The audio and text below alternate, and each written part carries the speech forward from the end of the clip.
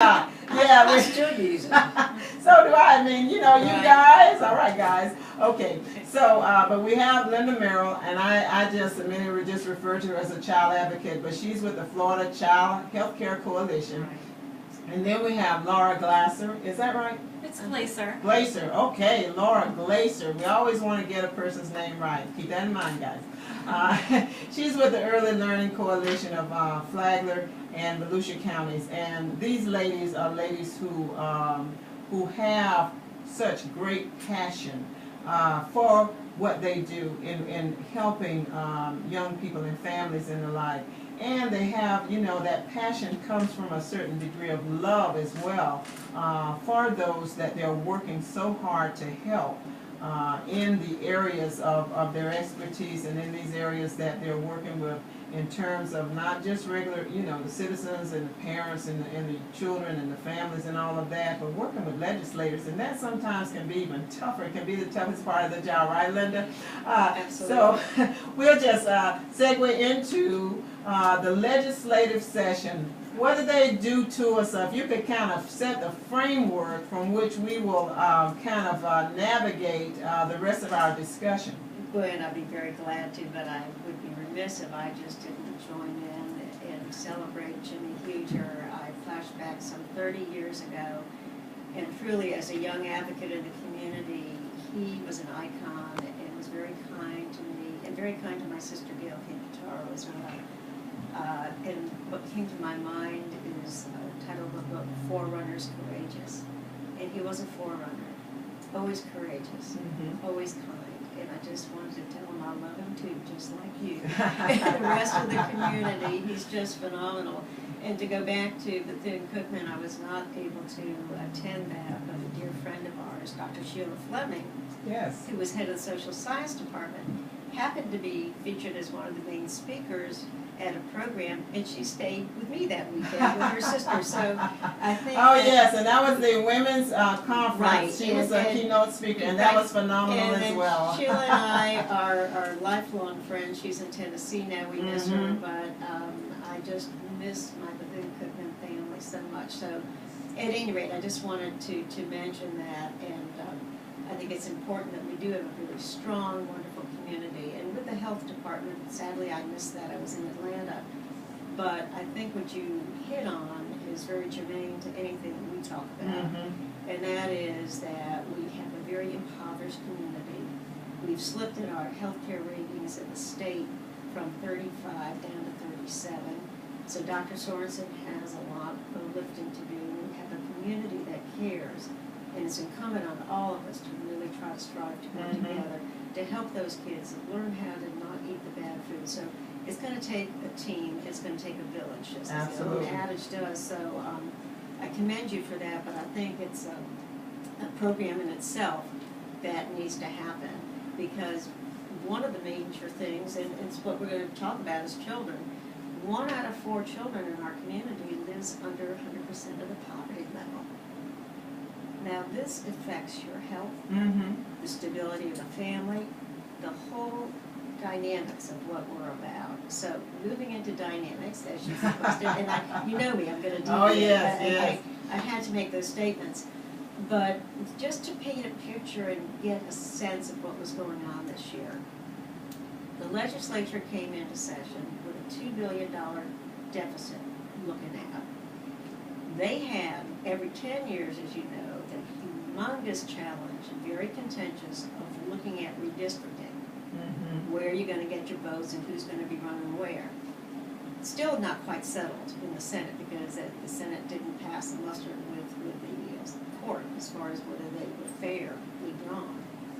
So you had a number of different things going on at the same time.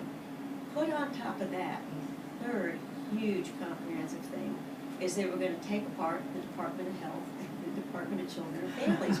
So they had restructuring on the board. They had some of the most complex, comprehensive things to try to deal with, and went right to the bitter end with a lot of that. Now, caught in the mix of that, lost in the mix of that, initially was an effort to really cut tremendously existing programs for children's families and Now, we're not separate from our adult population. You had Stewart Marchman Act and the whole community mental health system looking at, and this went really right down to the wire, and it's important to know because it did get saved, but they were going to cut the adult services for mental health and substance abuse. We're already now you talk suffering. about seeing grown men cry. And I'll put Sam Bell in that mix too, because he was very much there. But that was the atmosphere. And so children's programs are going to suffer tremendously too. And Lara, by the way, who is executive director, competent, bright young professional of early learning, is going to talk about that. But I thought I'd kind of go through and hit on a couple of the things, starting with a little good news. You know, a lot of things were saved, and a lot of the children's programs in general across the board survived. Child welfare, child health. We're going to look at some compartments of these groups, and we're going to look at the very end, a little juvenile justice, as you indicated. My field is children's health. So in looking at that, some good things that were held harmless.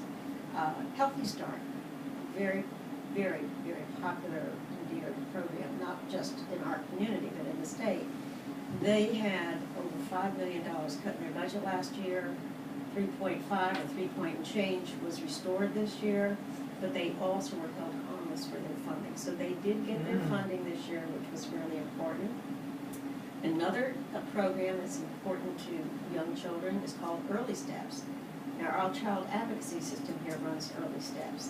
It's part of a federal state program where you have to have a certain amount of money to pull down federal dollars that will do the early screening in intervention with young children that have developmental delays that are picked up early. If we don't get that screening done, and if we don't get those intervention and therapies for those children with early developmental delays, they're not going to be ready to learn, and they're not going to be able to succeed in life. So that was not going to be funded, and that went right down to, the last minute. Everything happened kind of at the end in a big bang, but we did get that restored. So I mention that because those are two very popular programs in our community. And another thing that was very good that was saved was Healthy Families. Now that is a prevention program that I've been involved in for years since it started. And again, it's got like a 98% success rate for early prevention.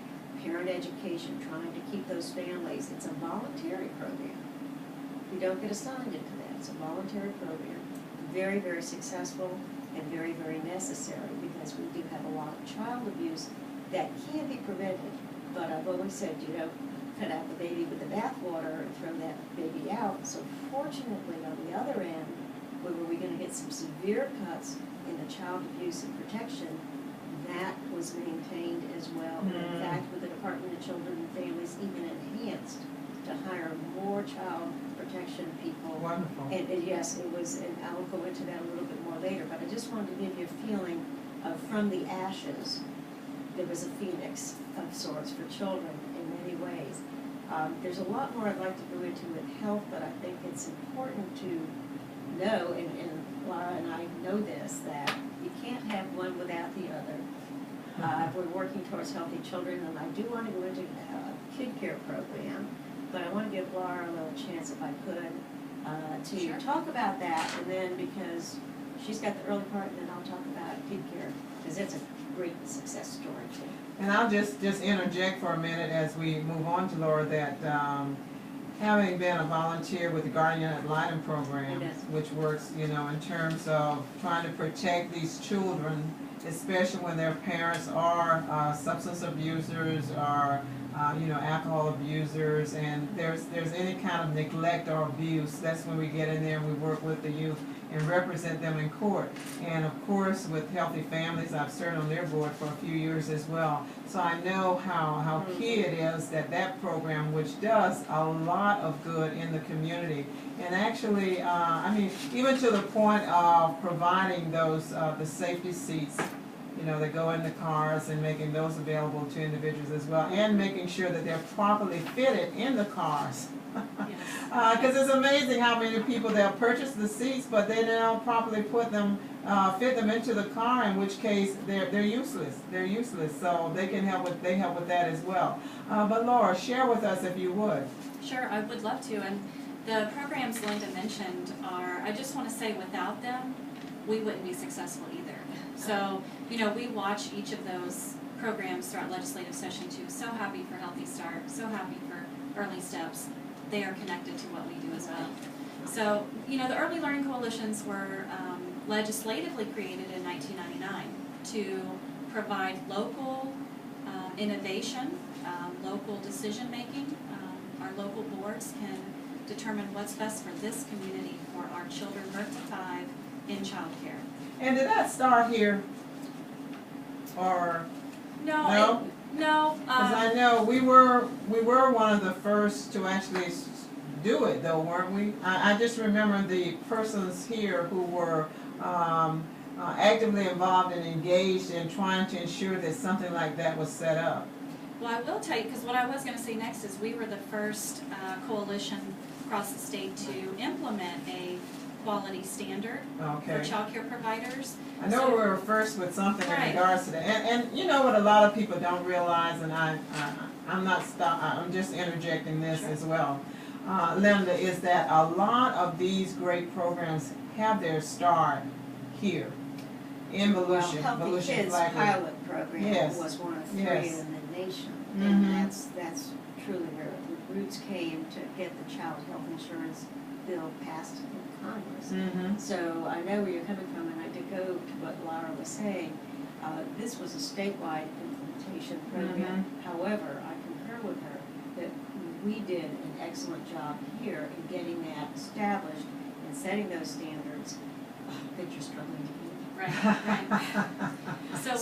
So while we were the first to create these additional quality standards for child care providers to contract with us in order to serve our most vulnerable at-risk children, that has now been taken away from us. So the legislators felt, on one hand, I think it's very positive. The legislators felt this year that we got to do something about the wait list of children around the state. Not only here, we currently have around 600 children on our wait list. Wow. But across the state, serving how many? we serve around 3,000 children a day. And then 600 on the wait list. Right. So the legislators saw that, and across the state, our wait list is 80,000. Oh, jeez. So there are 80,000 children. And that means those are families who are working and need assistance paying for child care. So what the legislators did is changed our budget. The good news is our budget will remain the same. It was level funding. But within each coalition, we now have to spend 12% more of our budget on direct child care cost. So that's a good thing. Let's get more children into care. Right. That's positive. We estimate here that'll probably be another 300 children in care. So half of our wait list will be affected by that. Wonderful. The downside is they removed the funding and the local innovation, if you will, to ensure that those child care providers are providing quality child care. So we no longer can monitor providers for quality, in addition, they gave us many restrictions on how we can support the child care providers for quality. Removed a lot of local innovation for that. Why? The question that comes to mind is just why? Why did they do that? Were they trying to be just more consistent statewide, or? That is part of it. That is a message we heard, is consistency statewide. I will tell you that for the past 4 or 5 years, we have been working against, unfortunately, a certain provider advocacy group that would like us to not be in their business. They would like to receive the federal and state dollars to serve children without our restrictions placed upon them. So they succeeded this year. They succeeded in getting the ear of legislators and making that happen this year. And what it was that you had in place, I would think, guaranteed to the extent possible in terms of monitoring that as you were saying, quality services were being provided. Right, right. We get confused a lot of times with DCF licensing of child care providers, and DCF licensing will tell you they go out and ensure a business can operate, Mhm. minimum standards to open a business, Right. and they